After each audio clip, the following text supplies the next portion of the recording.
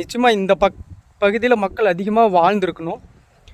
அவங்களுடைய வாழ்வாதாரத்துக்கு தேவையான தண்ணீர் ஒரு சுரக்குன்ற என தான் சொன்னேன்னு சொல்லுவாங்க. பாருங்கள், இங்கே கூட ஒரு பாறை இயல்பாகவே பாலி அப்படின்னு சொல்லுவாங்க கிராமப்புறங்களில்.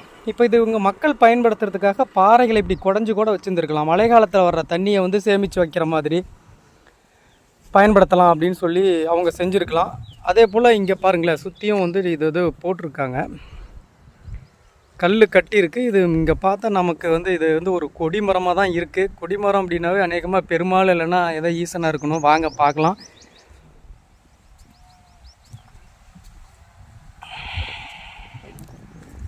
பாருங்கள், இது கோயிலாக இருக்குது. கோயில் பெருமா கோயில். இங்கே பாருங்கள், நான் கொஞ்சம் உங்களுக்கு ஜூம் பண்ணி காட்டுறேன். பெருமா கோயில் இருக்குது. மக்கள் இன்னமும் இதை வழிபடுறாங்கன்னு நினைக்கிறேன் நாங்கள்.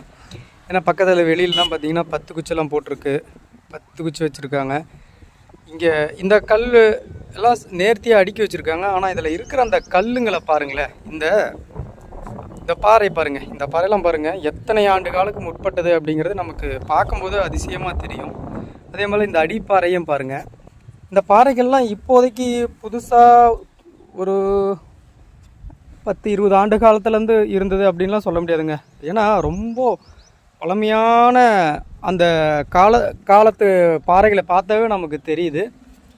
அதனால் இந்த பாறைகளை பார்க்கும்போது தெரியுது, நிச்சயமாக மக்கள்லாம் இந்த பாறைகள் இருக்கிற இடத்துல அவங்களுக்கு வாழ்வாதாரத்துக்கு தேவையான எல்லா வசதிகளையும் ஏற்படுத்திக்கணும் அப்படின்னு நினைக்கிறதுக்காகவே இந்த சுனை அப்படிங்கிறத ஒன்று தோண்டி இருக்கலாம் அப்படின்னு நம்ம நினைக்கிறோம். வாங்க அடுத்த பதிவில் இதை பற்றி நாம் பார்ப்போம்.